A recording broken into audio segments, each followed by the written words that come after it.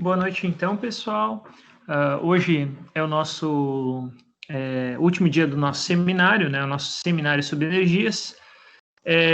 Hoje temos a apresentação de 3 equipes ao total, sendo estas Rússia, Alemanha e Índia, né? A última equipe pediu para trocar de China para a Índia.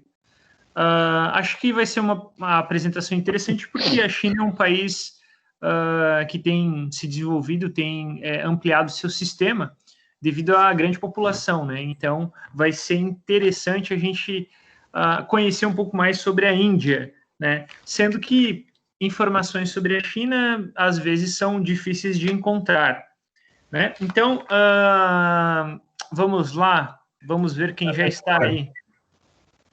Júlia Lucas Pesotti, que está com o microfone aberto, Lucas Sebajos, Matheus, Mauro, Murilo, Nicole, Tatiane, Victoria Heloísa, Victoria Zonta e Wellington. Perfeito. Professor. Oi, diga.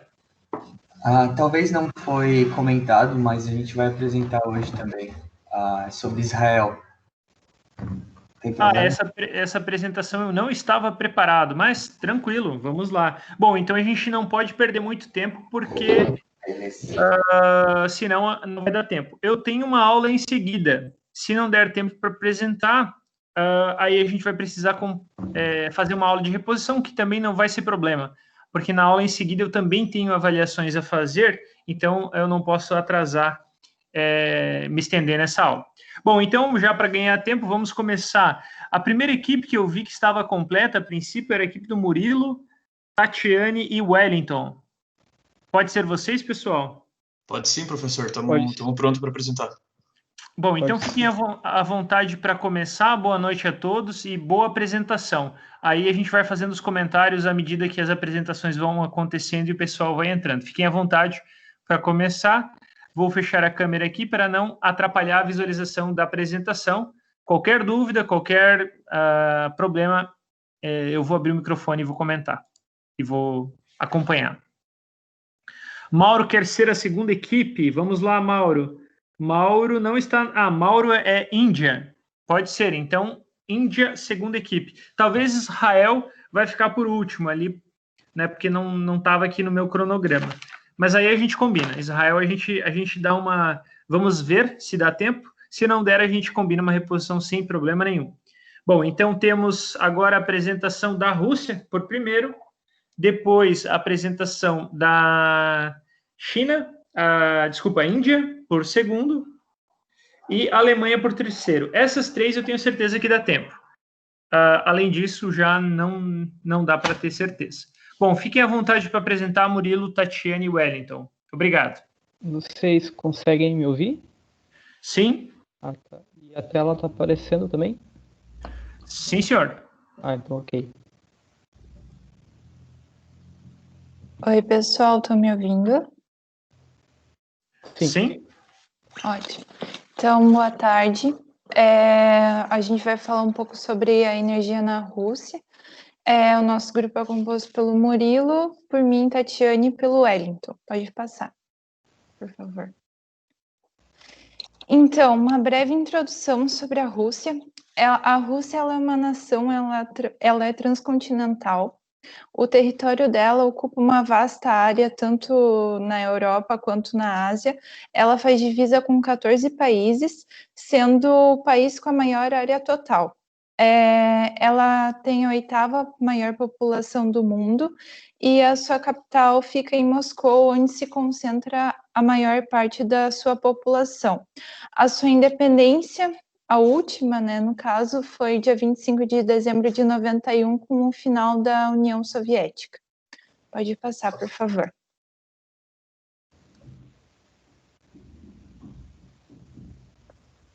Aqui vocês podem notar, um mapa da Rússia, né, e para vocês terem noção de como ela é um país extenso e como ela faz divisão com vários outros países. Pode passar também, por favor. Então, um pouco sobre a geografia da Rússia. Ela tem 13% do território dela coberto por água, ela possui a segunda maior reserva de água potável do mundo, perdendo apenas para o Brasil. O clima dela é continental polar, a vegetação é predominantemente tundra e estepe. Ela possui mais florestas que a Amazônia, e ela também, uma curiosidade, ela é dona de quase todos os elementos químicos que estão na tabela periódica. O país ele tem as maiores reservas de gás natural do mundo, a segunda maior em carvão e a oitava de petróleo. Pode passar, por favor. Aqui eu vou falar um pouco sobre a questão das usinas nucleares, que é um ponto-chave quando a gente vai falar de matrizes energéticas nesse país, pelo impacto do acidente de Chernobyl, principalmente, mas também pela questão da Rússia ser o primeiro país a se importar com a questão nuclear. A primeira usina nuclear no país foi inaugurada em 1954. Depois, em 1970, foi inaugurada a segunda, que é a chamada usina de Leningrado. Ela está ativa até hoje, já passou por algumas reformas. Em 1986, ocorreu o desastre de Chernobyl, que teve um impacto mundial, e a gente já falou sobre isso, então não vou me estender. Em 2019, a Rússia ela anunciou a construção de uma usina nuclear flutuante, porque ela possui uma geografia um pouco complicada, por estar cercada de geleiras, e pelo solo dela, né, no caso, está cercada de geleiras, e aí ela decidiu fazer essa construção dessa usina nuclear flutuante. Pode passar, por favor. Aqui vocês podem notar, é um gráfico que ele fala um pouco sobre a questão da emissão de CO2 na Rússia. Durante a União Soviética, em 1989, como está sublinhado ali embaixo no gráfico, ela atingiu seu pico de emissão de CO2, e depois esse pico ele caiu, né, em 1998, devido a questões políticas e econômicas, né, e também impacto da questão do Chernobyl, que influenciou muito a economia política interna da Rússia. Depois, ela teve um crescimento na emissão de CO2 e também investimento de energias, né, de fontes principalmente não renováveis.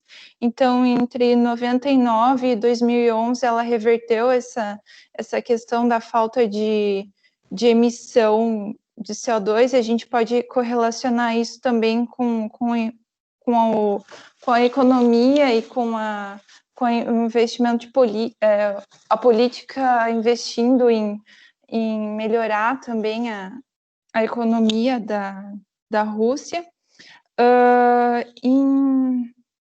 Em 2011 também a gente pode entender que ela teve um maior percentual de consumo de energia,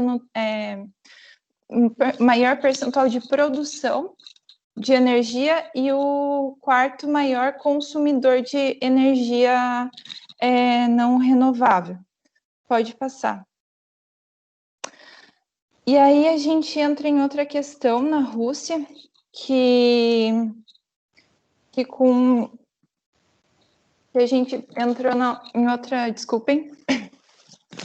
Vou tomar um pouquinho de água, gente, porque minha garganta está coçando. Desculpa.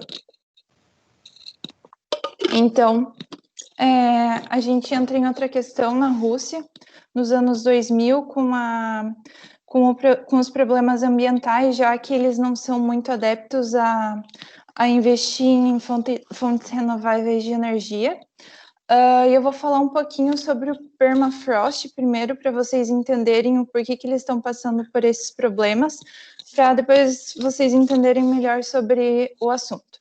Então, o permafrost, ele é uma camada Ele é uma camada que fica no solo e ele é composto por solo, rochas, areia, que eles são mantidas juntos ao gelo, como vocês podem ver na imagem ao lado. O solo, ele permanece congelado durante o ano inteiro, então essa estrutura, ela permanece fixa, né? E aí, eles são responsáveis por manter a região estável, principalmente nas encostas de morro. Pode passar, por favor. E aí que o problema ocorre, porque com o derretimento das geleiras e com o aquecimento global, a Rússia ela vem sofrendo muito com esse problema, porque ela possui a maioria da produção de petróleo e de gás natural dela nessas zonas de permafrost. Então, quando elas descongelam, elas causam muitos acidentes relacionados ao derretimento desse permafrost. Eles já estimaram cerca de 1,8 bilhões de dólares anualmente investindo para suprir esse problema desse derretimento. Então, só em 2009 que a Rússia foi se preocupar com essa questão, devido também ao descongelamento desses permafrosts, e ela criou um documento o primeiro documento, no caso, assinado que se preocupa com questões climáticas e se compromete a usar fontes renováveis de energia. Pode passar, por favor. Aqui vocês podem ver a imagem. A maior parte da Rússia, ela possui essa região de permafrost contínua. No caso, o contínuo quer dizer regiões que elas podem descongelar devido ao aquecimento global. No caso, a maior parte, em certas regiões, ela ainda permanece estável. Pode passar, por favor. Então, falando então sobre o cenário energético atual da Rússia em relação à energia, a Rússia ela ocupa atualmente o terceiro lugar de maior produtor de energia no mundo. Ela só perde para os Estados Unidos e para a China, o que corresponde então a 10% de toda a produção global de energia e faz com que a Rússia ela detenha aproximadamente 16% de todo o comércio de energia do mundo. No entanto, a Rússia ela continua sendo o quarto maior consumidor de energia do mundo, esses dados de 2018, com aproximadamente 5% de participação no consumo global. Sobre as energias predominantes que são utilizadas na Rússia, a maior delas é o gás natural. Tá? A Rússia ela possui uma reserva então, de 5 trilhões de metros cúbicos de gás, o que corresponde a 25% de todas as reservas de gás natural no mundo.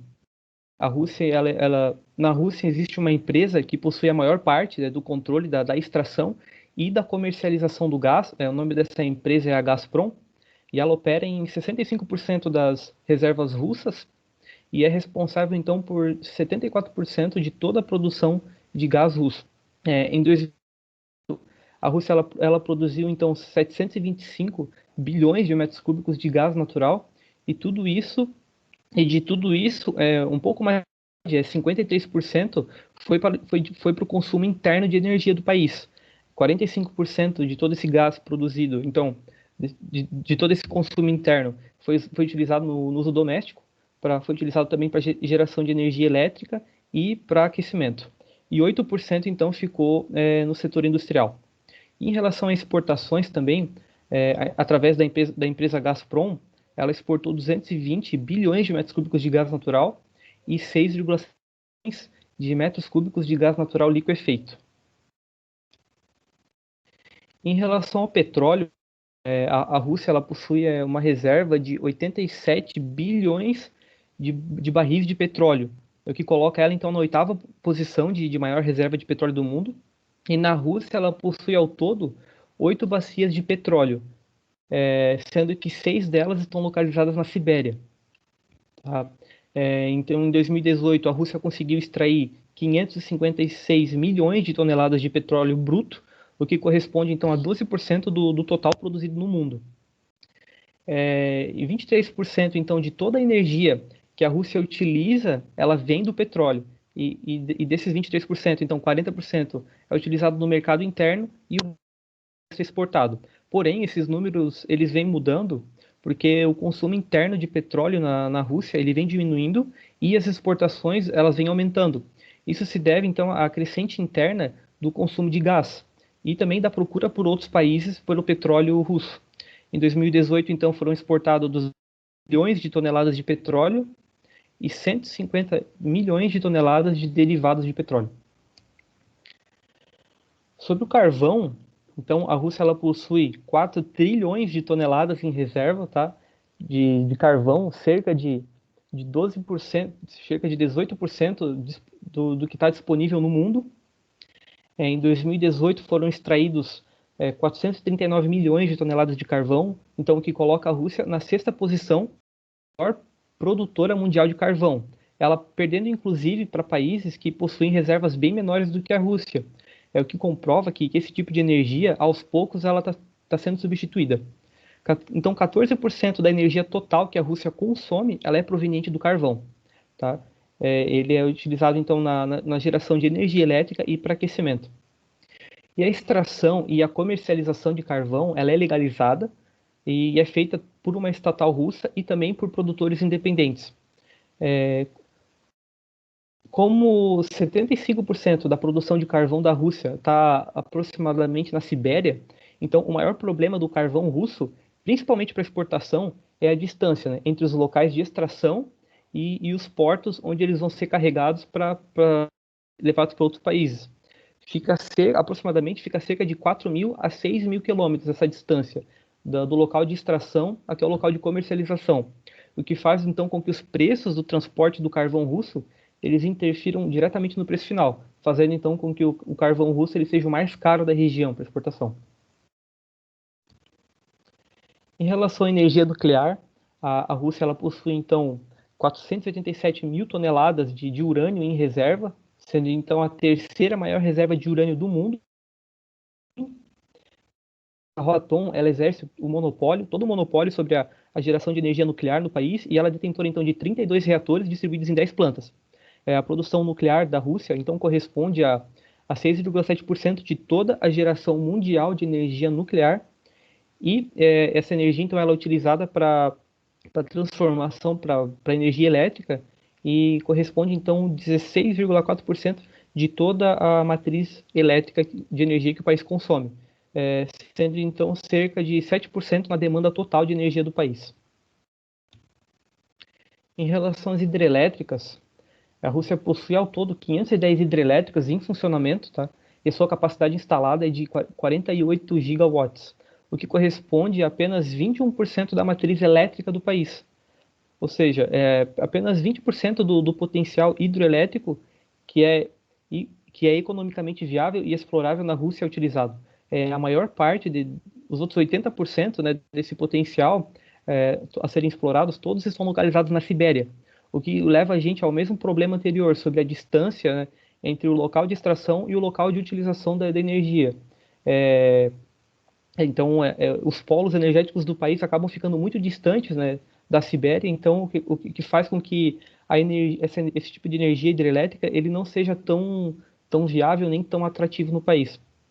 Para se ter uma noção, 72% das hidrelétricas russas têm mais de 30 anos, enquanto o restante tem mais de 50 anos, o que vai acabar levando a equipamentos quase que obsoletos e também que não tenham nenhuma eficiência de produção. Em relação à energia elétrica, então a Rússia ela possui a capacidade de produzir 225 gigawatts. Em 2018, ela produziu 4,8% de toda a geração de energia elétrica no mundo. Tá? De toda essa energia produzida, 67,5% é produzido por térmicas através da queima de combustível e atualmente ela possui 440 indústrias térmicas no país, das quais 77 funcionam especificamente a carvão. Então, a gente viu que uma grande parte da energia que é produzida pela Rússia, ela não é utilizada internamente, mas sim ela é exportada. A Rússia ela é um grande exportador de energia e grande parte da receita do país está relacionada a isso. Então, quem são os principais consumidores, né, de energia russa? A gente tem a Europa, que era o maior consumidor de energia russa, porém, por sanções que foram impostas devido à participação da Rússia em algumas guerras civis em outros países, muitos países europeus estão virando as costas para a Rússia, deixando de comprar principalmente o petróleo russo e comprando de outros fornecedores. Por isso, grande parte dos recursos que era destinado à Europa, então eles estão sendo reorientados para a China. Em 2018, a Rússia ela exportou para a Europa 200 bilhões de metros cúbicos de gás, e os principais consumidores do gás da Rússia, então, são Alemanha, Turquia, Itália, Reino Unido e França. A gente tem também os Estados Unidos. Recentemente, alguns anos atrás, os Estados Unidos, então, ele perdeu o domínio que ele tinha, né, sobre o petróleo da Venezuela, o que fez, então, com que eles tivessem que buscar esse petróleo de outras fontes, né? Ou seja, eles estão comprando cada vez mais o petróleo russo. Em 2018, os Estados Unidos comprou 137 milhões de toneladas de petróleo russo, e na primeira metade de 2019, a Rússia enviou 13 navios com 5 milhões de barris de petróleo e de derivados de petróleo para os Estados Unidos. E também a gente tem a China. O comércio com a China, então, ele cresceu 20% em 2018, né, devido à realocação de recursos que eram provenientes da Europa. E a estimativa, então, é que a partir de 2019 seja exportado anualmente 1,3 trilhão de metros cúbicos de gás para a China, através do acordo do século, como ele é chamado. Consistiu, então, na construção de um gasoduto que durou 5 anos, que foi construído, então, pela empresa Gazprom e a Corporação Nacional de Petróleo da China. Foi inaugurado em 2019, então, com 3 mil quilômetros de extensão, e tudo isso, então, acabou fortalecendo os laços, né, entre a Rússia e a China que também estava sofrendo sanções impostas pela Europa, fazendo, então, com que, atualmente, a China seja o principal parceiro econômico da Rússia, enquanto a Rússia ela é apenas o 8º melhor parceiro econômico da China. Boa noite, pessoal. Vou começar a minha parte agora. Antes de começar, então, eu só queria fazer alguns adendos que eu vou utilizar. O primeiro deles é quando a gente se refere à Sibéria, o que seria isso? A Sibéria, então, a gente entende como a parte oriental do país que a gente conhece como Rússia. Naquele slide que a Tati mostrou do mapa mundi, é da metade para a direita, mais ou menos, a Sibéria. O segundo adendo é em questão da população por quilômetro quadrado da Rússia. Como a Rússia é um país muito grande e a população dela não é tão grande assim, se eu não me engano, a população por quilômetro quadrado é algo em torno de 8 pessoas. Então, ela tem muitas regiões da Rússia que são inóspitas, que não teria como você chegar com essa tecnologia de construir usinas. E eu vou entrar mais nesses pontos mais para frente. O terceiro ponto é que nem como meus colegas falaram, a Rússia começou muito recentemente a focar em energias alternativas e fontes renováveis de energia. Então, a gente pesquisou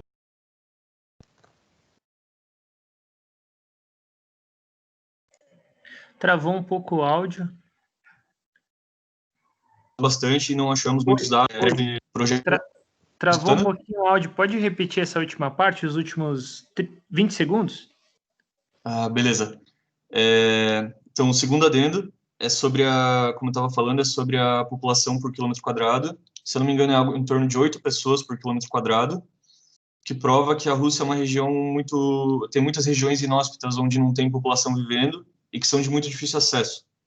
Isso eu vou entrar um pouco depois, porque fontes renováveis geralmente são localizadas em lugares inóspitos.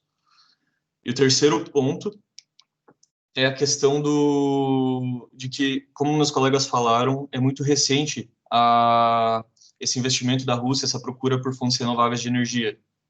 Então, a gente não achou muitos dados concretos que já tem coisas lá. O que a gente achou foi bastante projetos de grande escala. E, como a gente sabe, eu já quero adiantar que esses projetos eles envolvem bastante politicagem. E, então, eu vou comentar mais sobre isso no final. Eles não são coisas que São dados que a gente achou de projetos, mas não dá para levar com certeza que eles vão acontecer. Então, agora começando, a parte de energias alternativas, eu procurei duas principais, que são energias que a Rússia tem um potencial bem grande para estar trabalhando elas também, e só que elas ainda não estão tão bem desenvolvidas.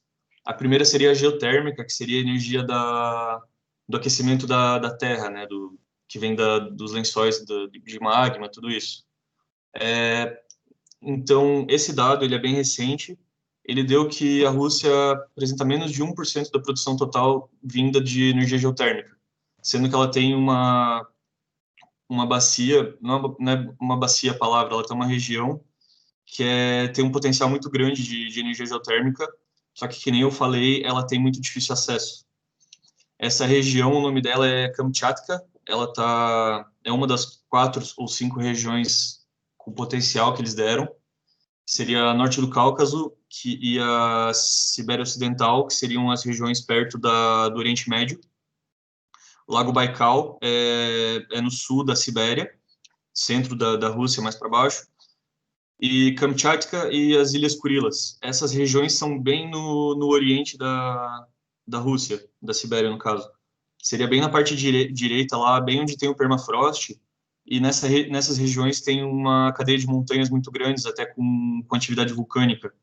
Então é uma região muito, muito rica em energia, potencial geotérmico, só que são regiões de muito difícil acesso e é muito difícil você conseguir fazer instalações nos pontos ótimos.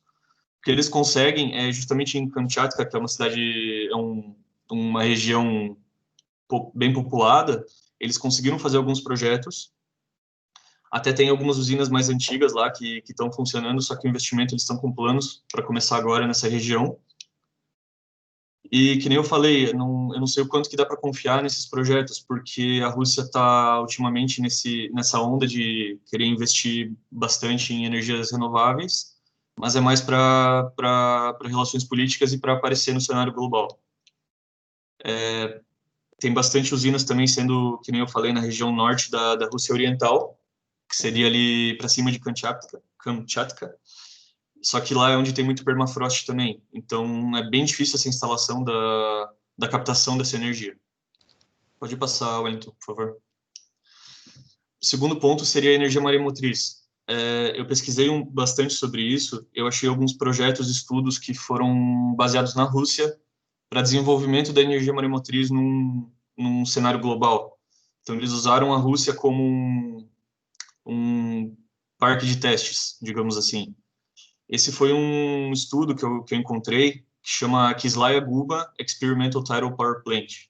Ele é o experimento de energia maremotriz, ou de uma usina de energia maremotriz, em Kislaya Guba, que é uma cidade na região de Murmansk. Ela fica no norte da Rússia. Então, foi bem complicado achar esse estudo, porque ele é bem antigo. Ele é de 1968, 1970, e ele foi feito em parceria com vários outros países. Os principais países que lideraram esse projeto são... Só um segundo para eu encontrar aqui. Perdão pela demora, porque está tudo em inglês, eu tenho que procurar bem certinho. Então, ele foi liderado pelos franceses, mas ele envolveu também os russos, que além de cederem o lugar, cederam cientistas, e os britânicos. Foram equipes de engenheiros que bolaram a criação dessa usina de energia maremotriz e começaram a realizar testes nela para atender uma questão bem importante, que era a sazonalidade da coleta dessa energia. O que acontece com a maremotriz é que, dependendo a hora do dia ou a estação do ano, você tem variações nessa capacidade que a energia maremotriz te concede. E o que eles estavam fazendo eram aplicações, estudos de engenharia para adaptar uma coleta padronizada durante o ano todo, independente dessas situações. Eu não consegui entender bem o resultado que eles chegaram nessa implantação. O que eu consegui chegar é que existem projetos hoje para colocar mais usinas maremotrizes, só que também são projetos bem políticos. não são bem recentes, são questão de 5 anos atrás que eles saíram com esses projetos. Então, eu nem coloquei aqui porque eu não sei a confiabilidade deles. Pode passar, Wellington, por favor. Agora vou falar um pouco de energias que estão sendo feitos projetos que são um pouco mais confiáveis, só que eles ainda estão um pouco explorados. O primeiro deles é a energia solar. É até estranho a gente falar de energia solar na Rússia, porque a gente pensa em Rússia, a gente pensa frio de menos 40 graus. Só que boa parcela da Rússia, o sul até da Rússia, ele não fica tão longe assim das regiões quentes, ele fica até perto do Oriente Médio e do norte da China. Então, existe sim uma capacidade boa na China para coleta de energia solar.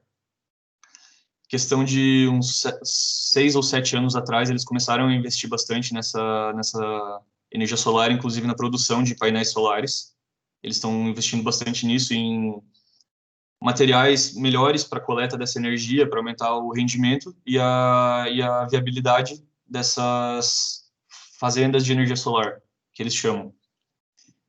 A gente encontrou bem recente um dado que foi não só de energia solar, mas também de eólica, que é dessa Hydro, que seria uma empresa que ela até fez algumas criações de usinas hidrelétricas na Rússia. E ela fez agora, bem recente, acho que foi 2 anos atrás, uma fazenda de energia solar em Yakutia. E a capacidade dela é baixa, digamos assim, é 1,6 megawatt. Só que já foi um primeiro passo, porque isso aí tá vindo desse incentivo de realmente levar esses projetos para frente. Eu achei alguns dados que eles estão com projetos para fazendas de 50 megawatts, 100 megawatts, em regiões mais populosas. Aí entra outro ponto que eu queria falar também, que os projetos que eles estão fazendo são sempre em regiões bem populadas, justamente por causa do alcance dessa energia, porque você tem que fazer cabos de coleta e transmissão, e a questão de manutenção dos aparelhos das usinas, né? E a energia solar é um ponto bom isso, porque onde tem sol geralmente é onde a população fica, ou é de fácil acesso. Então, a energia solar é um ponto que eles estão investindo bastante, justamente porque é viável, é bem viável, e a rentabilidade dela é boa. Pode passar, por favor, Wellington. Segundo ponto, é a energia eólica. Quase a mesma situação da energia solar, eles começaram a olhar para a energia eólica bem recentemente, por volta de 2005, 2006, e investimentos maiores agora, nessa década ainda. Achei alguns projetos também que eles estão fazendo parques eólicos perto de cidades grandes, como Kaliningrado e Leningrado ali. Em Kaliningrado, 50 megawatts e Leningrado, 75. Só que também tem muitos projetos que eles estão estudando ainda a viabilidade, porque a questão da energia eólica na Rússia é que os maiores potenciais eólicos deles são nas costas norte e oriental, que são sobre o Pacífico, costas do Ártico e vastas áreas de estepe e montanha. Então não são regiões de fácil instalação, de fácil acesso, ainda mais para equipamentos desse tamanho, que são as usinas eólicas, né, as pás e as torres. E outra questão é a manutenção disso e as linhas de transmissão. É bem complicado para eles fazer por serem regiões inóspitas e de difícil acesso, como eu já falei. Então, os eólicos, eles têm projetos para regiões mais populadas, só que são projetos ainda. Então, eles ainda estão estudando essa viabilidade e se eles conseguem realmente levar isso para frente. Pode passar, por favor. Essa aqui é uma bem pouco conhecida e até antiga. A turfa, ela é baseada naquilo que a Tati falou. A turfa é do permafrost, no caso. A turfa é uma vegetação que fica nessas tundras. Essa vegetação ela vai se decompondo e vai se armazenando no solo. Isso se dá em regiões de pântanos, geralmente. E existem casos até como é perto do permafrost, onde são regiões muito frias e com bastante cadeias montanhosas, esse tipo de coisa, que essa turfa chegou a virar carvão em alguns pontos, de tanto que ela foi comprimida e processada no solo, digamos assim. Só que ela é uma fonte bem antiga. Antigamente ela era usada, na verdade, até por volta de 1980. porque ela era de difícil extração, ela era encontrada em regiões também mais inóspitas, digamos assim, e ela não é muito ecológica, a queima dela, ela libera bastante gases, e o carvão ele é muito mais rentável, você pegar direto o carvão do solo do que você pegar essa turfa e processar ela. Então, por volta de 1980 teve um declínio bem grande, só que ainda existe um depósito muito grande de turfa na Rússia, acho que é o segundo maior do mundo, só perde para o Canadá, que é uma região bem parecida geograficamente. Então eu só achei interessante trazer esse dado, mesmo que ele não seja mais usado. Pode passar, por favor? Então agora planejamentos de investimentos no futuro. Isso além dos planejamentos de criações de usinas que eu estava falando, a Rússia está com investimentos de cunho político, digamos assim, em outros continentes. Um legal que eu achei, que é bem recente até, e é esse de investimento em usinas nucleares no continente africano. Isso eu pesquisei um pouco e eu vi que ele data desde a época da Guerra Fria, porque na Guerra Fria estava tendo aquela disputa entre Estados Unidos e a Rússia para ver quem tinha mais poder. E potencial energético era uma medida de poder, e a Rússia, como sempre foi bastante competitiva nesses pontos, ela foi fazendo contatos com países ali perto dela. Questão de Oriente Médio, ela fez bastante acordos que levaram à troca de petróleo, por exemplo. E agora no continente africano eles ainda estão pegando bastante no ponto de expandir as usinas nucleares deles para esse continente, para vender a tecnologia deles, vender energia, fabricar essa energia também. E existem alguns países interessados já, eles ainda estão fazendo acordos.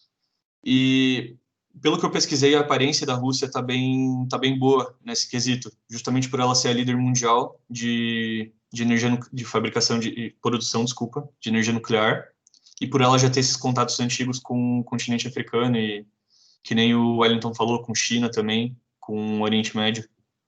Então isso eu achei legal trazer esse cunho político da expansão deles. Segundo ponto, investimentos em usinas maremotrizes, geotérmicas, eólicas e tem as solares também que eu estava falando. Só revisitando esse ponto, então, existem vários projetos que eles estão fazendo justamente por causa desses, digamos, pressão mundial para se investir em energias de fontes renováveis. Só que a questão da Rússia é justamente essa questão de viabilidade para aplicar essas energias por causa da questão de relevo, a questão de população deles, ela não está muito bem localizada nas fontes energéticas. Então, não sei o quanto que dá para acreditar nisso. Eles têm algumas previsões deles, que eu até vou citar em seguida, que não foram atendidas até agora. Então, essa questão a gente tem aí a previsão que eles deram, só que nem eu falei, política, não dá para confiar tanto. Próximo ponto, os investimentos para a viabilização das energias alternativas continuam como foco da Rússia, com um programa de subsídios para desenvolvimento de energias sustentáveis durante os próximos 10 a 15 anos. Então, esse foi um dado que uma chefe da Central de Energia da Rússia, se eu não me engano, ela passou que está sendo investido o subsídio pesado para pesquisa em energias sustentáveis. Esse dado foi de 2017 ou 2018, se eu não me engano. Então, aí tem um período ainda grande para esse desenvolvimento. Só que o próximo ponto ali, ele fala também que esse foi de 2016, se eu não me engano, ou 2017. Eles falaram que até 2020 o país já ia gerar 4,5% da energia dele em fontes renováveis. E hoje a gente já vê que não alcança isso. Questão de 3 anos, com todo o investimento que eles estão fazendo. E 4,5% tá certo que eles produzem um volume grande, mas pelo potencial que eles têm, eles poderiam estar alcançando isso já. Se eles tivessem feito o investimento e dado sequência nele, se não fossem só projetos. Então, essa é uma questão que a gente trouxe aí para confirmar. Que essa estratégia energética da Rússia até 2030, esse é o nome que eles deram, diz que até 2020 o país vai gerar os 4,5%, e hoje a gente já viu que é menos isso. A gente não tem o dado real do quanto que eles produzem, só que a gente sabe que é menos. Pode passar, por favor. Esse foi outro ponto legal que eu achei, que é um projeto, digamos assim, de empresários. Foi lançado em 2016, e ele foi um projeto unindo empresários da China, Coreia do Sul, Japão e Rússia. que são países que estão interligados economicamente. E eles assinaram esse memorando do entendimento, que eles chamaram, a ideia deles foi criar uma matriz energética gigantesca, quase que global, que seria ligar as matrizes energéticas dos países, as redes de eletricidade, para fazer um abastecimento com energias renováveis, até para incentivar a utilização dessas energias. Eles chamaram isso de GEI, Interconectividade Energética Global, e o líder do projeto, é um empresário chinês, eu não me recordo o nome dele agora, ele falou que até 2050 eles conseguiriam fazer esse projeto. Até hoje eles já conseguiriam dar início nisso, só que também tem que ter a vontade política para fazer isso aí, para ter esse investimento dos países envolvidos. Então, os empresários têm toda a tecnologia já reunida para a construção dessas matrizes, só que ainda não tem a união dos governos para esse investimento em conjunto nessas matrizes de produção dessa energia renovável. Então, essa é uma questão que eu achei interessante trazer, porque tem empresários interessados em pegar nesse ponto com os governos, só que os governos ainda estão se segurando um pouco. Mesmo eles falando que eles já estão investindo em energia renovável, chegou num ponto que os próprios empresários estão tendo que pular na frente e querer bancar isso por conta. Só que eles ainda precisam da autorização do governo, digamos assim, um pouquinho de auxílio, né? Então, basicamente foi isso que a gente achou dessa situação atual da Rússia e dos planos futuros que eles têm. Eu acho que eu falei tudo que eu precisava sobre a questão da política, que está bem envolvida com isso aí, né? A questão da aparência do governo, e o quanto que isso está impactando na utilização dessas energias com base em todas essas reservas que eles têm. E é isso. Pode passar. Fechou. Essa é a nossa apresentação. Se vocês tiverem alguma dúvida, podem ficar livres para perguntar. Fechou então, pessoal. Bem interessante, né, que a Rússia ela investe em praticamente todas as fontes energéticas que a gente conhece, né? Pelo menos as mais comuns, assim, de todas de todos os tipos, né? Tanto as que são para regiões frias, quanto as que geralmente são mais para regiões quentes, né? Por ser um país do tamanho que é. Bom, perfeito então, pessoal. Alguma dúvida? Não, então passamos a bola para a próxima equipe que vai falar sobre a Índia. A equipe já está aí, vamos ver. Lucas está aí? Lucas? Sim. Sim. Matheus Tondo? Tô aqui. E Mauro, só para eu ouvir? Oi. Perfeito. Eu consigo escutar todos. Fiquem à vontade para começar a apresentação. Tá, eu vou dar início à apresentação. Então, boa tarde a todos. Meu nome é Mauro. Os outros integrantes são o Lucas e o Matheus. E a gente vai falar um pouco sobre a matriz energética da Índia. Pode passar, por favor? Tá, vamos trazer um pouco da localização da Índia. Ela é localizada ao sul do continente asiático, sendo delimitada na parte sul pelo Oceano Índico, a oeste pelo Mar da Arábia e a leste pelo Golfo de Bengala. E dentre os países que fazem fronteira com a Índia, a gente pode citar o Paquistão ao oeste. Na parte norte tem a China, o Nepal e o Butão. E na parte leste tem Bangladesh e Myanmar. Tem algumas ilhas na parte sul do país que também estão próximas da costa. Então seria Sri Lanka e Maldivas. Um outro dado interessante é que ela é o segundo país mais populoso, que marcou em 2018 uma população de 1,1 bilhão 353 milhões de habitantes. E em questão de extensão geográfica, ela é a sétima, tendo 3.287.590 km². Pode passar, por favor? Tá, algumas questões culturais.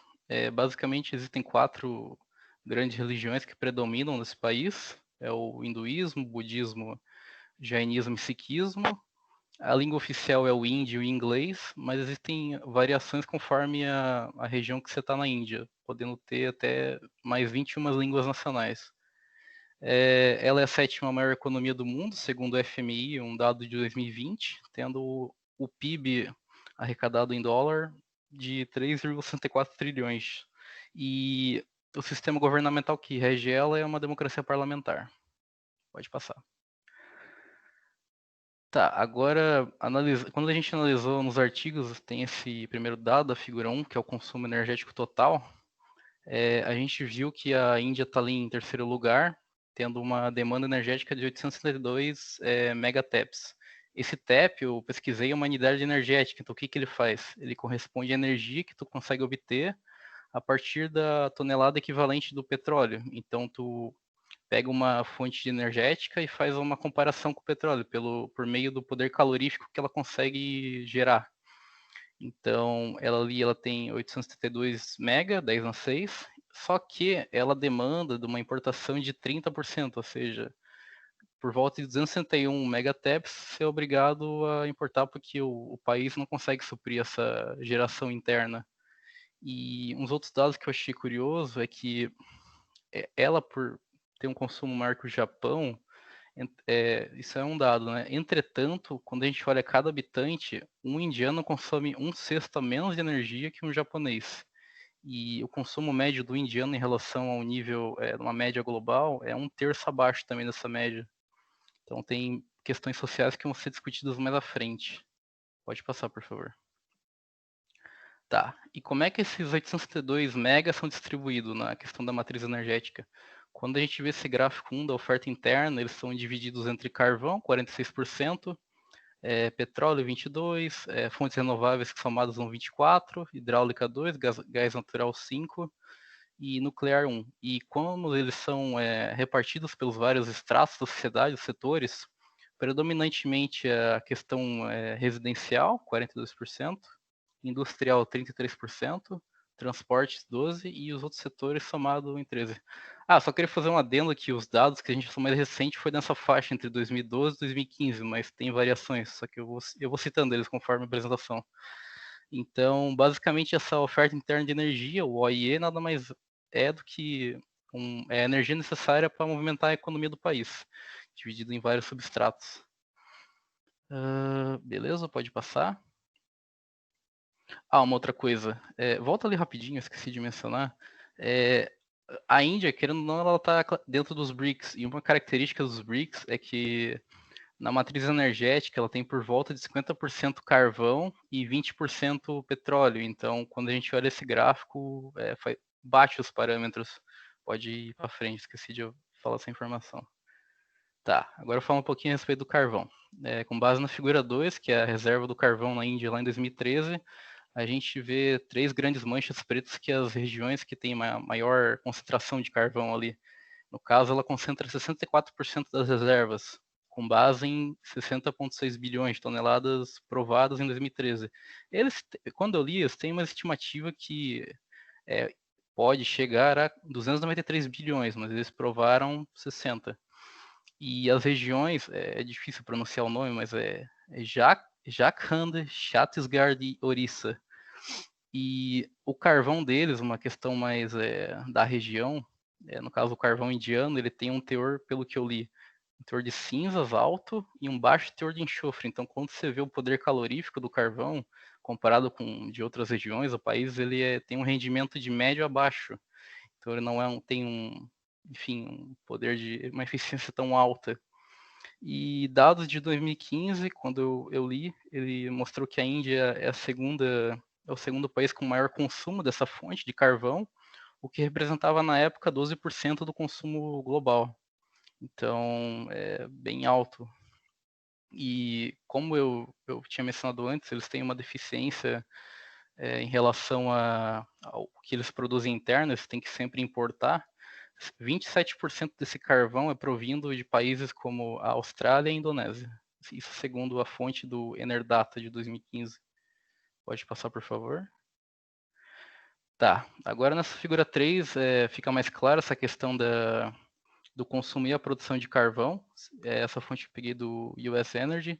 não está muito bem, a resolução muito boa, mas a linha azul basicamente diz a respeito da produção ao longo do ano 2000 a 2012, e a linha mais em amarelado ali é o consumo. Então a gente consegue ver que tem essa disparidade entre a produção e o consumo, o que o país vai demandar é a importação provinda de outros países.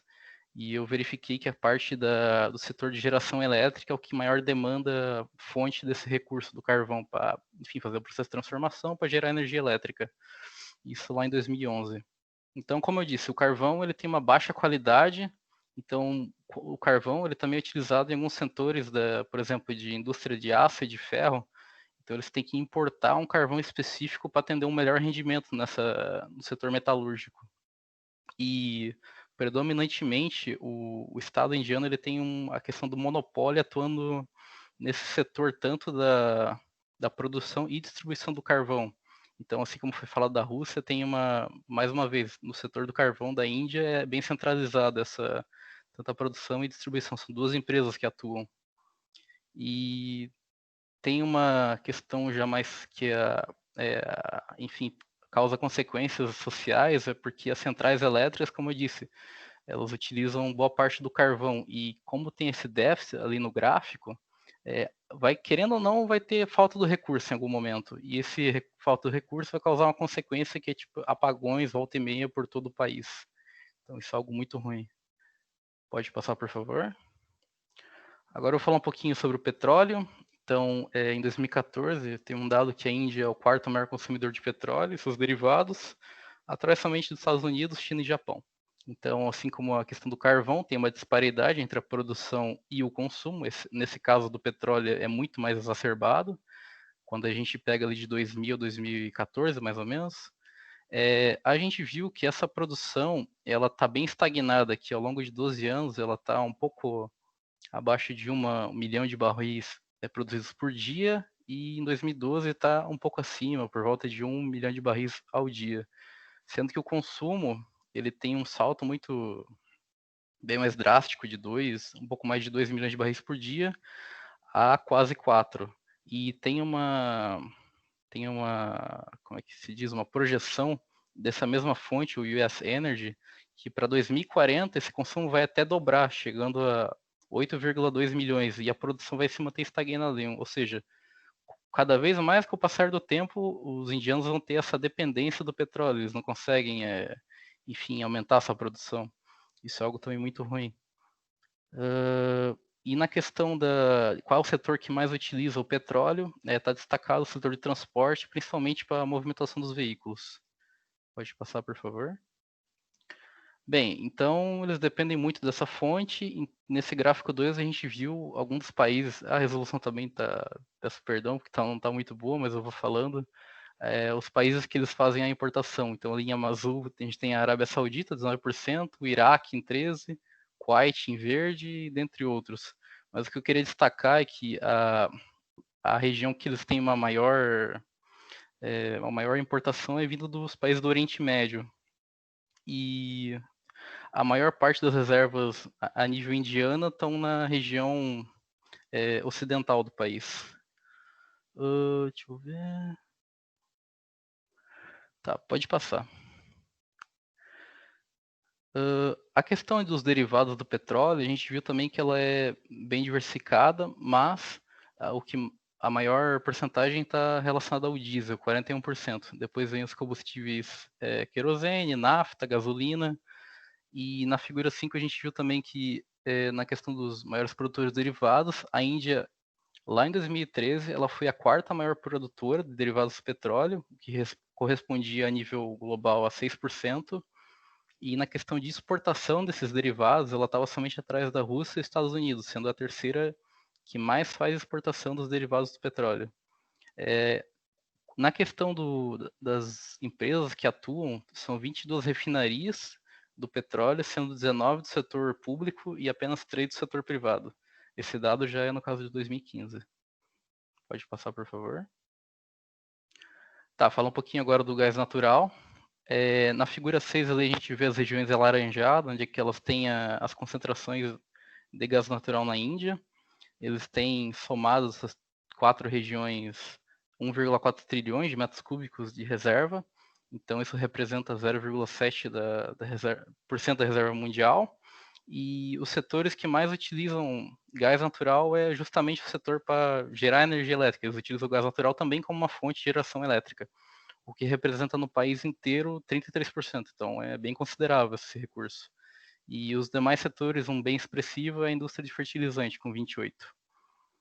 As indústrias que operam no gás natural também são duas indústrias públicas, a Ongsia Oil India, e mais uma vez elas são bem centralizadas, que detêm basicamente a produção de 62% a nível nacional. Isso é um dado de 2012.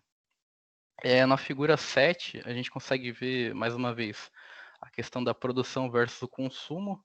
Tem essa disparidade, sempre tendo um déficit em relação à produção. E deixa eu ver, a gente consegue ver que de 2003 para 2011 mais ou menos, tem uma produção anual de 10%. Só que ali tem uma quebra a partir de mais ou menos 2011, porque teve uma interrupção na questão da demanda desse gás natural. Então isso acabou afetando tanto a parte de consumo quanto de produção. Então ocasionou uma queda brusca a partir daquele ano. Pode passar, por favor. Tá, questão nuclear. Falando um pouco mais por cima, já que ela não é tão expressiva em relação aos demais recursos da matriz energética, a Índia tem isso fundado em 2014, um consumo anual de 7,5 megaTEP de energia nuclear. Ao longo do país são 20 reatores em 6 usinas nucleares, com a capacidade de 4,8 gigawatts. E uma projeção também do US Energy é que em 2035 eles possam chegar a 28 gigawatts. Essa questão do 7,5, ela lá em 2014 correspondia a 1,3 do consumo total a nível global. Pode passar, por favor? Tá, esse dado aqui eu achei um dos mais legais, porque a Índia usa diferentes recursos para fazer a conversão em energia elétrica. Então, como eu havia falado, tanto do carvão, do gás natural, a gente consegue ver a importância do carvão para gerar eletricidade. Daqueles 254 megawatts, 60% é só carvão.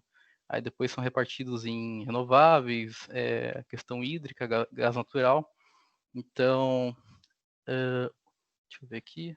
Mais uma vez, aqui tem um dado também, deixa eu pegar para ler. O setor estatal, ele atua em 36,7% da capacidade instalada para gerenciar o setor de eletricidade. Aí depois vem o setor privado. Aqui tem bem mais atuação em relação aos outros recursos. 35% está no setor privado. E tem um setor que ele menciona como central. Isso aqui eu não entendi muito bem, mas até posso perguntar para o professor depois. Mas o setor central atua em 27,4%. E das vendas de energia elétrica, como elas são repartidas nos setores da sociedade, 44% é para o setor doméstico, residencial, 17% para a agricultura e 8,9% é para o setor comercial. Pode passar, por favor. Por fim, falar um pouco da energia renovável. Eles têm lá no começo, quando eu citei do consumo de 872 megaTEPs, eles têm por volta de 90, seria megawatts aqui, mas por volta de 90 é só para renováveis. Deixa eu até ver lá na fatia. Isso, 24% seria para questão renováveis. E essas 24% é repartido dos 90, no caso, 54% energia eólica, 19% biomassa, mais ou menos, 17% pequenas centrais hidrelétricas e 5,5% a partir do bagaço e usinas de açúcar. Tem uma questão que, quando a gente ainda estava falando de eletricidade, é que muitos lugares não têm acesso à eletricidade. Deixa eu pegar aqui só um minutinho, pessoal. Cadê esse dado? Aqui. Em 2011, eles falaram que 62,5% das famílias rurais... Não, esse aqui que usa o bagaço. Espera aí. Só um minuto, pessoal.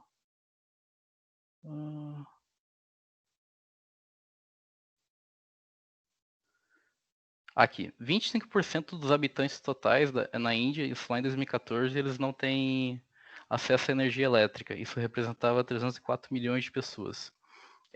Comparando, dividindo em questão rural e urbana, 67% do pessoal tinha acesso à energia elétrica e o restante não tinha. E já na questão urbana, 94% tinha acesso à energia elétrica. Aí, por que isso é importante esse dado? Que quando a gente está falando sobre biomassa, boa parte dos indianos utiliza da biomassa como o único recurso que consegue fazer uma conversão para gerar energia elétrica. Então, ele menciona que 800 milhões de indianos utilizam principalmente da lenha e do esterco para suprir necessidades de inclusão energética, que seria o quê? Cozinhar, iluminação, aquecimento, tanto de água, enfim, comida em si. Então, por meio do que? Da queima direta, tanto da lenha quanto do esterco. E a nível de curiosidade, eu achei legal falar que a Índia foi o primeiro país a ter um ministério exclusivo para questões renováveis. E teve a criação lá em 1992. E eles vêm dando enfoque mais nessa parte de geração à base de biomassa. Então a gente consegue ver que, principalmente na questão de biomassa, tem a parte da inclusão energética, por consequência, uma segurança energética até sustentabilidade ambiental. Basicamente seria isso a minha parte das questões atuais da Índia. Eu vou passar a palavra agora para o Matheus. Bom, boa noite. Conforme o Mauro já falou sobre as fontes de energia da Índia, eu vou fazer uma comparação, então, especial com o BRICS, que é um grupo que a Índia faz parte, que seria o Brasil, a Rússia, a Índia, a China e a África do Sul. São, como o Mário já até mencionou, são países emergentes em relação ao seu desenvolvimento econômico. O BRICS, ele representa 42% da população mundial e por 37% da energia mundial gerada. Então, em relação ao BRICS, a Índia ela possui uma produção de energia e o consumo de energia de energia elétrica, de eletricidade, né, relativamente baixos. Então, eu vou trazer algumas comparações, conforme eu achei fui achando, né? Esses aqui são os indicadores mais gerais. O Mauro já falou, mas boa parte deles. Mas só comparando com o Brasil ali, o Brasil tem uma população de 200 milhões e a Índia tem de 1,3 bilhões, né? Que é incrivelmente grande. Em comparação com a produção de energia, a Índia produz mais energia do que o Brasil, 284 megateps, e o Brasil produz e a Índia 560, só trazendo. E a oferta interna de energia, a OIE, a Índia também produz muito mais que o Brasil, cerca de 888, e o Brasil 287. Também tem os dados de outros países, para quem tiver interesse, né, dá para observar nos gráficos que eu vou trazer. Falando sobre os déficits e os superávites de energia do BRICS, aqui é interessante trazer que o Brasil, existe esses mesmos gráficos que eu estou trazendo aqui, essas figuras, né, elas têm dados de 2013 e de 2016. Eu estou trazendo só de 2016, que é o mais atual, mas no Brasil, em 2013, o Brasil ele tinha um déficit de 15% de energia. E agora ele está com 0,8 de déficit. Então, o Brasil teve um bom crescimento nesse sentido.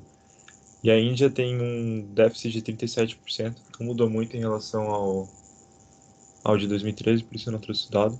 Interessante ver que a Rússia, como o grupo anterior já falou, representa 95%. Então aqui tem por fontes também, né? O Brasil ele tem o maior déficit ali de carvão mineral, enquanto da Rússia é de óleo. Fontes fósseis nas matrizes energéticas e elétricas. O Brasil aqui tem 55% e 15% na oferta interna de eletricidade e de energia 55%, enquanto na Índia é 83% e 75% de energia e eletricidade. Aqui, de novo, a Rússia aqui meio que liderando, né? Agora, sobre a oferta de energia, interna de energia por fonte e por país. A gente tem aqui o Brasil com a maior oferta de energia da hidráulica em relação aos outros países. E carvão mineral aqui, esses países aqui liderando, que seria a Índia, a China e a África do Sul. E o Brasil também aqui lidera na porcentagem de renováveis, 43% de renováveis, e a Índia também vai muito bem na questão de renováveis, só perdendo para o Brasil, e a África do Sul ficando em terceiro lugar. Comparativo entre os BRICS quanto ao acesso à eletricidade. Aqui é interessante trazer essa terceira coluna aqui, ela tem a oferta interna de energia por habitante. Então, a da China é 0,67. Significa que a China ela não consegue atender toda a sua população, não consegue levar energia elétrica para toda a sua população. Isso é interessante trazer porque é uma deficiência do seu país. Eu não falei Índia? A Índia, né? A Índia não consegue atender toda a sua população. Realmente é uma população muito grande. E não atende toda a sua demanda da população de energia elétrica. Comparativo entre as reservas. Então, aqui, como foi falado, tem as reservas de todos os países, a Rússia liderando, né, como a equipe anterior já falou, e é interessante trazer que em 2013 a reserva de carvão mineral, aqui na quarta coluna, da Índia era 60 mil. 60 mil megas toneladas, né? Enquanto em 2013, agora em 2016 é 94 mil, então ela teve um grande aumento, né? Aumentou mais de 30 mil nessa reserva de carvão mineral. Isso é interessante trazer, em comparado com o Brasil aqui, que é um número bem pequeno, mas ela tem, apesar de ela não ter tantas reservas, ela tem um potencial instalado de geração muito bom, que não chega a perder para a Rússia, né? Ganha da Rússia, na verdade, aqui 347 gigawatts, e o Brasil também não, nesse quesito, também não ganha da Índia, mas o Brasil tem um potencial hidráulico aqui muito forte, como o professor já destacou durante as aulas. Então aqui geração interna de eletricidade por fonte. Aqui o Mauro já passou da Índia, né? Trazendo um pouco mais o comparativo com os outros países. O Brasil tem um potencial hidráulico aqui, a geração interna de eletricidade hidráulica é muito grande, né? Praticamente tudo, 68%. E da Índia é o maior carvão mineral. Tem da China aqui também carvão mineral. Outros aqui vai entrar biomassa, eólica, solar, geotérmica e gases industriais não renováveis, que vai entrar no 15% do Brasil, né? E o terceiro brasileiro aqui, o segundo, na verdade, seria o gás natural.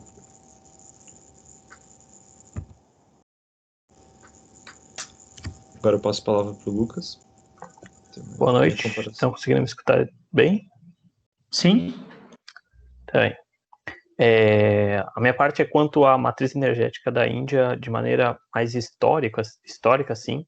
O professor pediu para a gente encontrar algum ponto que fosse importante para a história da matriz, que ela alterasse bem, e o ponto que eu encontrei foi num artigo em inglês de um site da própria Índia, não sei dizer exatamente se é governamental ou não, que coloca o início da história da matriz energética da Índia como na data de 1947, que foi quando eles conseguiram a independência. Antes eles meio que era uma colônia, não é a palavra certa, né? Mas eles sofriam muita influência da Inglaterra, que vinha dominando vários países, e em 47 eles conseguiram a sua independência, e a partir daí que eles começaram a tomar suas próprias decisões de para onde queria as estratégias da matriz energética deles. No caso, na época, eles tinham a capacidade de produzir 1.362 megawatts, e as áreas rurais não tinham energia elétrica nenhuma, e nas áreas urbanas eram só nos centros urbanos mesmo. Mesmo nas áreas urbanas não tinha tanto acesso à energia elétrica, só que a partir de 47, quando eles tomaram o controle, eles quiseram investir na sua rede elétrica, porque eles sabiam que a indústria deles, né, a economia deles tinha que aquecer, eles tinham que começar a produzir e tentar meio que ganhar o dinheiro para fazer o país deles, né? Agora eles eram livres, então eles precisavam ter a responsabilidade sobre isso. E o que eles fizeram foi começar eles mesmos a investir, mas também abrir para que o investimento privado acontecesse para conseguir levar a energia elétrica para todos os lados do país. Então, o plano que eles começaram foi dividir o país em 5 pedaços, em 5 regiões, né? Imagina como se fossem estados ou as regiões do Brasil, sul, sudeste e tudo mais. E as iniciativas privadas iriam investir cada uma em sua região, mas de maneira isolada, eles não tinham conectividade. Nessa época, a indústria de energia estava muito pressionada, porque a economia estava crescendo, e ela crescia mais rápido do que eles conseguiam suprir. E, na verdade, isso não é só dessa época. Ao longo da leitura que eu tive, da história ali da matriz energética, eu acabei percebendo, e até os dados dos meus colegas ali corroboram com isso, que até hoje eles não conseguem suprir. Eles cresceram mais, eles crescem mais do que eles conseguem gerar de energia. Eles não conseguem fazer isso de uma maneira que sustente o país deles. Então, ali de 1950 até 98, a quantidade de energia que eles conseguiam gerar passou de 1.713, que no caso foi 3 anos depois, né, da independência, até em 98 eles conseguiam gerar 89 mil megawatts. Isso é um crescimento de 52 vezes. Eles conseguiram crescer muito, mas mesmo assim eles ainda não conseguiam sustentar o país deles. E o consumo per capita cresceu de 15 kWh para 338 kWh nesse mesmo período de 50 a 98. E fazendo esse crescimento das redes, né, através de um investimento privado, eles conseguiram levar a energia elétrica para 85% das vilas do país. O país, como ele é muito pobre e ele é muito focado na agricultura, então ele tem muitas vilas, muitas cidades do interior, pequenos agrupamentos de pessoas, e eles conseguiram atingir 85% dessas vilas. Só que isso não significa que 85% da população tem energia elétrica. Isso significa só que pelo menos um cabo de energia elétrica chegou até aquele grupo de pessoas. Talvez seja só uma casa que tenha uma lâmpada lá, mas pelo menos chegou até aquela cidade. Pode passar, por favor.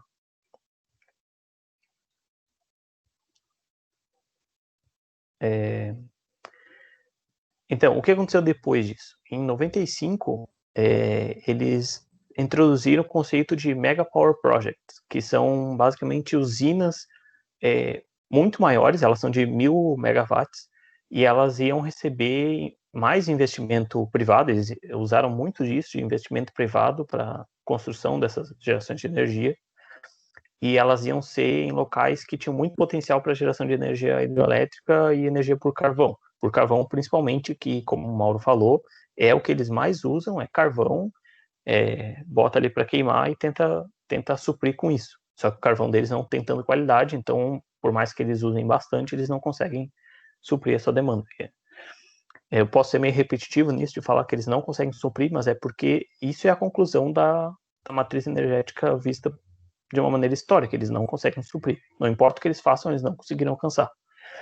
Em 95, eles também permitiram o uso do combustível líquido para tentar evitar uma crise energética, mas mesmo com isso eles ainda não conseguem suprir nos picos de energia, né, nos horários que mais precisa de energia. Em 98, eles separaram a parte de transmissão, de geração, porque assim o governo podia investir na parte de transmissão para levar para as outras pessoas, enquanto a iniciativa privada ficava investindo só na geração. Sabe? Isso dava o quê? Isso dava controle para o governo, para ele determinar onde que era estrategicamente melhor levar a energia elétrica, enquanto a parte privada só cuidava de quanto que eles iam conseguir gerar o máximo possível. Era um país que estava demandando energia, então se eles conseguissem produzir, eles iriam vender. Com o passar das décadas, o planejamento de geração de energia foi diminuindo o percentual de energia elétrica do total do país, e isso se dá porque, ali como no último ponto que eu vou falar, as redes das 5 regiões, elas começaram a se integrar. No início não era assim, mas com o passar do tempo eles começaram a fazer isso, para um lado tentar suprir o outro quando eles tivessem energia excedente. Só que a energia hidrelétrica, por questões de mau planejamento, ela acabava gerando uma interferência na rede, ela afetava de maneira negativa a geração de energia térmica, por queima de carvão, né?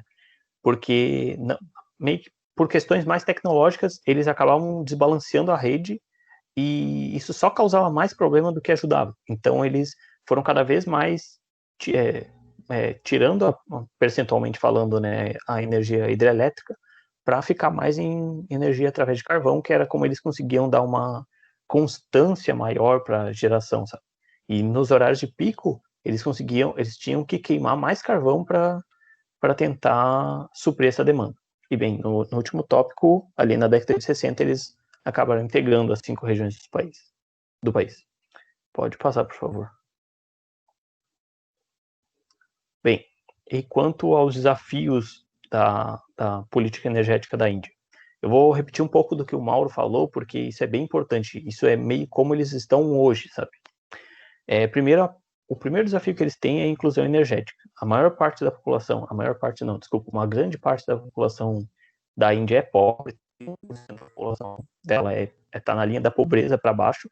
Isso equivale a 370 milhões de pessoas, o que é basicamente um Brasil e meio. Então, imagina um Brasil e meio só de pessoas na escala de pobre para miserável, assim, para pessoas que não têm condições nenhuma sabe, não tem dinheiro mesmo. 1/3 do país deles é assim. E 50% do país deles vive de agricultura. Então, 50% da população dele está na parte rural. E mais alguns dados que são bem interessantes dessa parte. Primeiro, o que o Mauro tinha falado, de que 62,5% da população deles, da parte rural, no caso, usa ainda a lenha para aquecer, para fazer a própria alimentação. 12,3% usa resíduo e 10,9% usa esterco, o que totaliza 85% da população rural deles utiliza desses meios de lenha, esterco ou resíduo para preparar o próprio alimento. O que, de maneira geral, a gente poderia chamar como biomassa, o que não é algo saudável, porque a queima desse tipo de material em regiões residenciais, né, no caso mesmo que seja rural, mas ainda numa residência, tem malefícios para a saúde, e fora que isso ainda é queima, isso é queima de combustível. Se a gente for pensar no tamanho da população deles, 50% da população de 1 bilhão de pessoas, são 500 milhões de pessoas queimando lenha, mais ou menos, 500 milhões de pessoas queimando lenha em casa para poder fazer a própria comida. Isso é muita gente. Outro fato ali é sobre a dependência da lenha. De 94 até 2010, teve uma queda de apenas 2% no consumo de lenha como fonte de energia na parte rural. Ou seja, em 94, o consumo percentualmente era de 78%. Em 2010, isso já era 76%. Só que de 2010 para 2011, já caiu para 62,5%. Então, a gente consegue ver como eles estão tentando reduzir isso, e essa redução ela foi trocada, na verdade, por GLP. De maneira não percentual, a biomassa só cresceu a quantidade dela em toneladas, vamos dizer assim, ou seja, é mais coisas que estão sendo queimadas e pelo ponto de vista do meio ambiente, mais CO2 na camada de ozônio, na atmosfera, e o que é um problema. E quanto à região urbana, a região urbana ela reduziu o uso de lenha para 12,5%. Então, mesmo na região urbana, a gente pode ver que ainda tem pessoas que preparam seu almoço usando lenha. Ele reduziu de 23% para 6,5% o uso de querosene e compensou isso aumentando o GLP, que subiu de 30% para 64,5%. Mas, bem, isso é a parte de comida, então, ainda assim, a gente é um pouco mais entendível utilizar essas coisas para queimar, para preparar o seu alimento. Só que, trazendo para uma coisa que é um pouco mais perto da nossa realidade, eu vou usar o exemplo da iluminação. Apenas 67% da população utiliza eletricidade para a forma de iluminação. Os outros 31,4%, vai sobrar um pouquinho por causa de outras formas alternativas, né? Mas 31,4% utiliza querosene para iluminar, ou seja, não tem luz em casa de noite. Isso se dá muito pela parte rural, porque 94% da população urbana tem eletricidade para, pelo menos, iluminar a própria casa. Mas 40% da população rural não tem acesso à energia elétrica nem sequer para iluminar a própria casa de noite. Mas por que as coisas são tão defeituosas assim no sistema de energia deles? Um dos problemas deles vem da regulação de preços e subsídios. E como que é isso? Isso faz parte da política de energia e de combustíveis da Índia. Basicamente, a Índia ela compra combustível, né, vindo de fora, e daí eles têm uma política específica onde, vamos dizer que o preço lá unitário, né, que seja lá qual for a unidade do petróleo fosse $15, tanto faz qual fosse o preço. Se uma empresa privada da Índia comprar por $15 e revender dentro do mercado da Índia por $13, eles teriam um prejuízo de $2, né? Mas se esse item que eles estão vendendo tiver lá tabelado pelo governo que o preço que eles poderiam vender era de $17, então, como eles compraram por 15 e venderam por 13, mas eles poderiam ter vendido por 17, como eles venderam por um preço mais barato para se tornar mais acessível, o governo vai lá e paga essa diferença de $4. E o que acontece é que as empresas acabam fazendo isso, e para a população de maneira geral isso é bom, porque eles acabam tendo mais acesso às formas de combustível, né? Tipo, por exemplo, o GLP. Só que para o governo isso está cada vez crescendo e se tornando uma forma de dragar ali, né? De retirar os recursos do investimento em energia. E já se estipula que o governo tem que achar um jeito de sair disso, porque cada vez o consumo está crescendo lá, como o Mauro e o Matheus mostraram, cada vez o consumo cresce mais de petróleo, e cada vez o governo está tendo que tirar parte da verba que seria para o investimento geral do país, né? Por exemplo, para melhorar a transmissão de energia elétrica, e eles têm que tirar isso para ficar pagando esse subsídio que eles determinaram lá que deveria acontecer. Outro problema vem do controle da distribuição do carvão, e na verdade isso é um problema muito maior, muito mais antigo, que começa lá em 1973, quando o governo determinou que a empresa que era feita deles, que é a CIL, que é a empresa de carvão, a Indian Coal Indian Limitada, ela seria a única empresa que extrairia carvão no país. E lá em 73 eles determinaram isso. E até 93 isso foi verdade. Então, por 20 anos só existia uma empresa de mineração de carvão no país. E, bem, esse monopólio, obviamente, não é bom. A gente sabe por intuição que se existe monopólio, a empresa não vai dar o máximo de si, não vai ter concorrência, não vai precisar inovar porque tem uma certa folga ali, né? E o que aconteceu foi que daí em 93 eles liberaram para que capital privado, né, para que empresas privadas surgissem e competissem, só que já estava se estabelecendo, já tinha por 20 anos aquela empresa no mercado, então isso não atraiu muito os investidores. E além disso, ali em 93, ainda existia uma tabela de preço para ser vendido o carvão. Então, poxa, pelo ponto de vista do investidor, por que eu vou investir nesse país que por 20 anos teve monopólio? Pode ser que daqui a pouco volte a ter, se vê que não valeu a pena eu ter colocado meu dinheiro lá. E além disso, eu tenho que vender o carvão no preço deles. Por que eu vou investir lá? Então, mesmo eles liberando, não teve investimento pelo lado de fora. E só em 2000 que eles foram tirar essa tabela. Só que até hoje eles ainda controlam mais uma parte, que é da parte de distribuição. É o governo que decide quem vai vender o carvão para quem. Eles determinam qual região do país, qual setor da indústria mais merece o carvão. E isso, pensa, se isso não é bem planejado, o que não é bem planejado, isso a gente pode ver pelos resultados da matriz energética deles, né? Isso só dá problema, porque vai ficar mal balanceado a distribuição do carvão. Outro problema vem da baixa tecnologia de mineração. E daí isso é mais pelo ponto de vista do meio ambiente, né? Porque como eles não têm muita tecnologia, por ter sido muito tempo no monopólio e eles não terem investido de uma maneira correta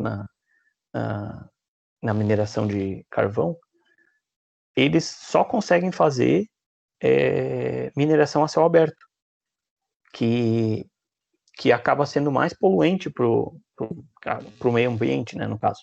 E por que ainda é desse jeito? Porque não vale a pena para o investidor vir do lado de fora, com mais tecnologia, vir de outro país para investir ali no setor de carvão da Índia, já que eles vão ter que ser controlados. Então, todo esse controle que o governo vem fazendo, desde lá de 73, foi detonando meio que toda a rede de distribuição de carvão, que seria para as termoelétricas, né, do seu país. Todo esse problema ocasiona apagões em horário de pico. No Wall Street Journal, eles falaram lá em 2012 sobre um apagão sem precedentes que a Índia teve, que aconteceu no norte do país e que atingiu 680 milhões de pessoas. 680 milhões de pessoas é 3 vezes a população do Brasil. Imagina um apagão que durou 2 dias, deixar 680 milhões de pessoas sem energia elétrica, sem nada de energia elétrica.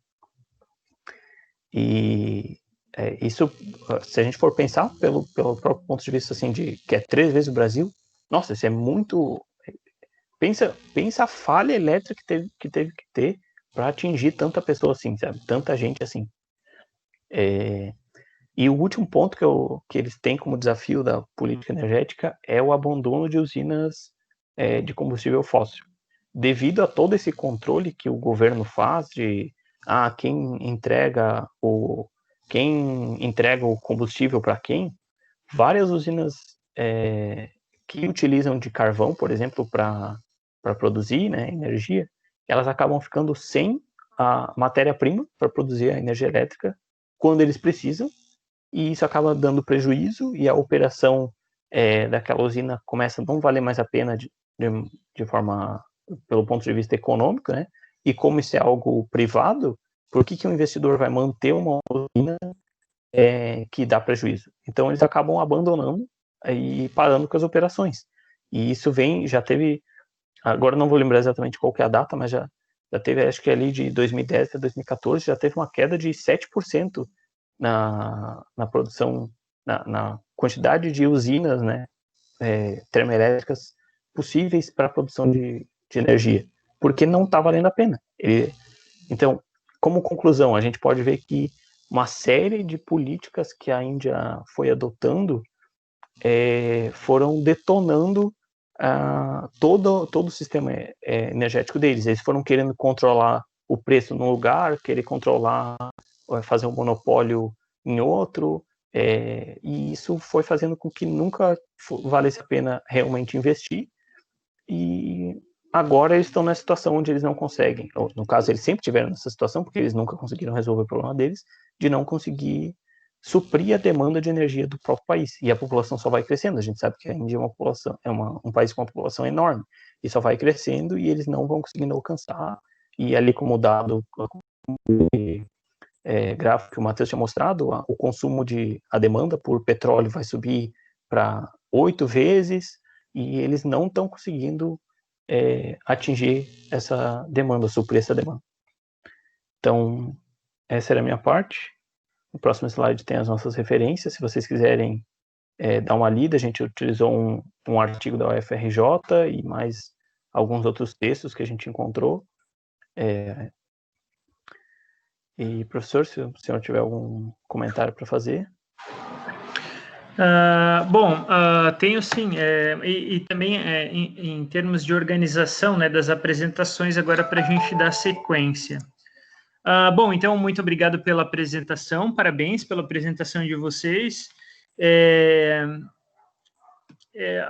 Sobre a apresentação em específico, mostra as dificuldades, né, que a Índia realmente enfrenta por ter uma população tão grande, que tem até a gente percebeu, né, que tem um PIB considerável aí, só que em termos de desigualdade social também é muito grande, que acaba fazendo com que muitas pessoas não tenham acesso, né, à eletricidade. O Brasil já passou por fases difíceis aí, sem acesso à eletricidade, mas isso, até nas áreas rurais, em cidades mais afastadas, houve projetos de governos para que isso fosse resolvido. Hoje, a grande maioria da população tem, e a gente conseguiu suprir esse problema, considerando que aqui, apesar da população menor, as distâncias são muito grandes, né, que também dificultam a transmissão de eletricidade para áreas mais afastadas. Bom, é isso sobre os meus comentários, pessoal. A gente tem a Alemanha hoje, na verdade, a Alemanha e Israel. Entretanto, eu tenho uma aula em seguida que também haverá uma avaliação, agora às 19h50. Com isso, a gente vai precisar reagendar a equipe da Alemanha e de Israel. Amanhã eu tenho o dia inteiro livre, né, para a gente fazer um encontro, né, de reposição, na verdade de complementação, né, porque a gente já fechou a carga horária, mas de complementação para essas duas equipes. Aí eu pergunto, Júlia, Nicole, Victória, qual que seria o melhor horário para vocês? Ô, professora, eu também faço parte dessa equipe aí. Opa, Paulo, oi? Tá aqui. Podemos fazer quando? Para mim, se fosse possível no período vespertino, melhor. Para vocês, o que vocês acham? Dá pra fazer por mim. Vamos ver com as meninas. O que vocês acham?